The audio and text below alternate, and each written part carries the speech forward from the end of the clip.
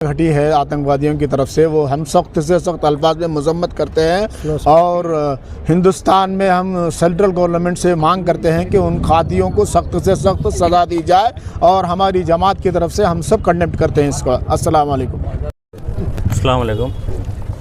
ఈరోజు సాయినగర్ మసీద్ దగ్గర ముస్లింలందరూ కలిసికట్టుగా మేమంతా ఒకటే, హిందూ ముస్లింలందరూ ఒకటే అనే భావంతో ఇక్కడ ఈ కార్యక్రమం నిర్వహించడం జరిగింది. ముఖ్యంగా ఆఫీసాబ్ అయితేనేమి, అలాగే ముతవల్లీలు అయితేనేమి, ఇంకా ఇక్కడ ఉన్న ముస్లిం సోదరులందరూ ఈ కార్యక్రమం పాల్గొన్నారు.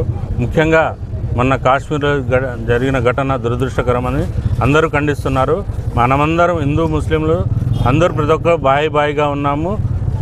రేపు ఏది జరిగినా ఇది ఒక ఉగ్రవాద కుట్ర. ఎందుకంటే విభజించాలి, హిందూ ముస్లింలు విభజించాలి, దాని ద్వారా లబ్ధి పొందాలనే ఉద్దేశంతో చేసిన కుట్రగా మేము భావిస్తున్నాం. కేంద్ర ప్రభుత్వం ఖచ్చితంగా వాళ్ళకి శిక్షించాలని తెలియజేస్తున్నాం.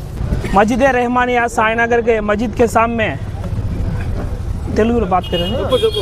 2 రోజుల క్రితం కాశ్మీర్లో అనంతబాగ్ జిల్లాలో పహల్గామ్ అనే గ్రామంలో ముష్కరులు ఉగ్రవాదులు దాడిలో 28 అమాయకులు చనిపోవడం జరిగింది. 28 అమాయకులు కుటుంబాలకి మేము మా పక్షాన ప్రగాఢ సానుభూతి తెలియజేస్తున్నాం. అంతేకాక 28 కుటుంబాల్లో కొందరు విహారయాత్రకైతే పోవడం జరిగింది. ఒక జంట పెళ్ళి ఒక వారమే హనుమూన్కి పోవడం జరిగింది. వాళ్ళకి ఎన్నో కళలు ఉంటాయి పెళ్ళైన కొత్త జంటకి, వాళ్ళు కానీ ఆ చర్యలో దుర్మానం పాలేయడం జరిగింది. అంతేకాకుండా కొందరు అదే పని కట్టుకొని ఈ ముస్లిమ్స్లు కొంతమంది పాకిస్తాన్లో ఉండి ఉగ్రవాద చర్యకు పాల్పడని చెప్తున్నారు. నేను కొంతమంది చెప్తున్నా, ఈ వ్యక్తులు ఒకటే చెప్తున్నా, మా ముస్లిమ్స్ ఎప్పుడైనా ప్రాణ తాగకైనా సిద్ధం, కానీ ఇలాంటి చర్యలకు పాల్పడరు. ఎందుకంటే ఇండియా గేట్ పైన చూడండి, మా ముస్లిమ్స్ ఎందరో స్వాతంత్ర కోసం 60% త్యాగాలైనారు. అదే కాకుండా కేంద్ర ప్రభుత్వం ఈరోజు పాకిస్తాన్ వ్యతిరేకంగా తీసుకుంటున్న చర్యలు కానీ మేము అభినందిస్తున్నాం.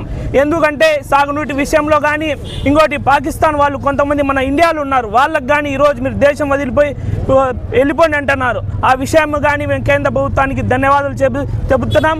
అంతేకాకుండా కాశ్మీర్ అనే ఒక ప్రాంతం ఒక స్వర్గం లాంటిది. ఎందుకంటే ఒక మినీ స్విట్జర్లాండ్ అంటారు పహల్గామ్ అనేది. దానికి ఈ ఏడాది వేసవి సెలవు వచ్చినారు, అందరూ కుటుంబ సభ్యులతో పోతా ఉంటారు. కేంద్ర ప్రభుత్వాన్ని మేము ఒకటే కోరుతున్నాం, ఆడ రక్షణ బాగా పోలీసు వాళ్ళతో కల్పించండి. ఎందుకంటే ఇలాంటి ఘటనలు చెనరకుండా పునరుద్ధరణ కాకుండా చర్యలు తీసుకోవాలని ఈ సందర్భంగా తెలియజేస్తున్నాం. భారతదేశం ప్రజలందరికీ కాశ్మీర్లో ఏదైతే ఘటన జరిగిందో దాన్ని మేమందరూ ఖండిస్తున్నాము. అలాంటి టెర్రరిస్టులను వ్యతిరేకిస్తున్నాము.